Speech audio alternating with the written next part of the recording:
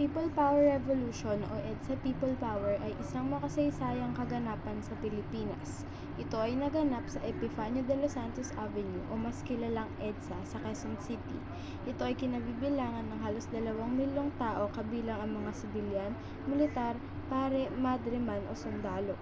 Ito ay isang kilos protesta laban kay Marcos na nanilbihan ng maraming taon sa Pilipinas, ngunit hindi nagustuhan ng mga tao ang kanyang mga batas at naging korap din siya.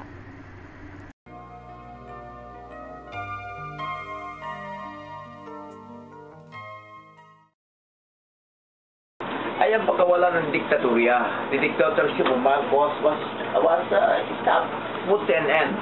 Natapos na ang diktatorya ni Marcos. 20 years has been ruling the country as a dictator.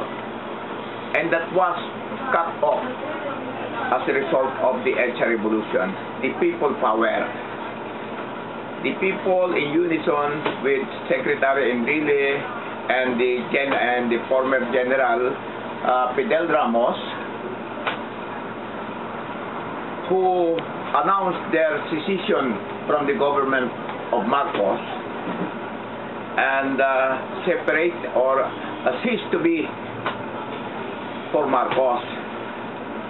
They have separated. They have announced to the whole world that they are no longer supporting Marcos and they are supporting the people who wanted a change at the time. Yan ang isang pagbabago. The cutting off of the Marcos dictatorship.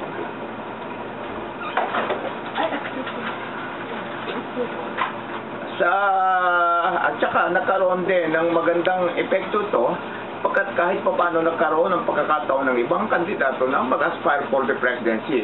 Unlike during the Marcos time, parang kanila na ang presidency. Yan isa. Pero economically, sa politika nagkaroon malaking pagbabago. Natapos ang diktatorya Marcos sa economic, walang kasino eh. We're still the poorest in this part of the world. During the early days of the Republic, tayo halos number 1 tayo dito sa parting ito ng mundo. But for some reason or another, dahil naging stagnant ang ating economic development, we used to be a power in this part of the world, more militarily and economically.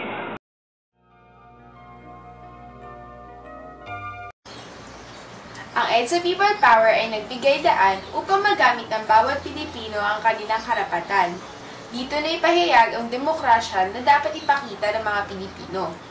Lalo na sa aking kaso, 2 taon na lamang, ay kailangan ko ng bumoto. Bilang Pilipino, tungkulin ko to at karapatan ko ito.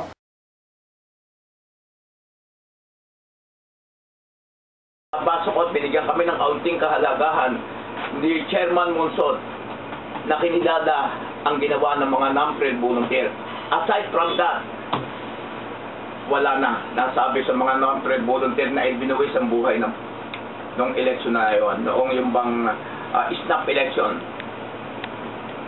Yung mga taong, mga sikat na nandyan, ni hindi nagkaroon ng pagkakataong mala. Ang iba doon sa kanila, iba naman talagang totoo. Pero karami, ang iba doon, nakala mo ay nandoon sa EDSA na para bang napakalaki ng ginawa. Ang hindi nila nakikita ay yung mga non-paid volunteers na nung panahon na eleksyon ay nagbubuwis ng buhay at nalalagay sa panganib ang buhay. Okay? Meron pa kayong gusto tanong? Paano po ba nilabanan ni Ninoy si Marcos? Ang paglaban ni Ninoy ng panahon na yon ay through propaganda. Sinasabi niya ang katiwalian, not through force. Sinasabi niya yung kanya nakikita hindi maganda sa gobyerno. Sinasabi niya ang mga katiwalian na nagtinap sa iba't ibang sakay ng gobyerno. So madaling salita, the abuses of the Marcos regime ay ganyang sinasabi. Ayun na rin dahilan. Masyadong uminit na si Aquino sa paningin ng mga Marcos. Kaya something has to be done. Declaration of martial law, then after declaration, they arrested Ninoy and binalam mo siya na napakatagal. Pagkatapos na, alam nyo na, siguro nakita nyo naman ang mga pangyayari, na pinatay siya sa tarmac. When he returned, pinatay siya. Sabi nila, si Lagman daw ang pumatay. Pero ang paniniwala namin, ako bilang non-brand volunteer, ang isang patay na ay hindi na maaring makapatay pa. Because I believe Lagman was Lagman who they said was the one who shoot Aquino was already dead. It was their place only. Yun ang paniniwala ko. I might be wrong, pero that's what I believe. Hindi pinakita eh. Tsaka nandun ang mga military. How could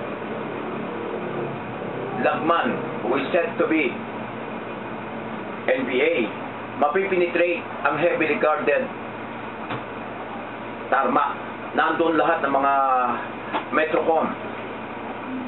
Makakapasok ang isang NPA and kill Aquino? How could it be done? Imposible. Sinundo siya doon sa ng mga Metrocom. Ang dami. Makakasingit ba si Lagman? Kaya hindi ako naniniwala si Lagman ang pumatay. Somebody did it and put the blame on Lagman.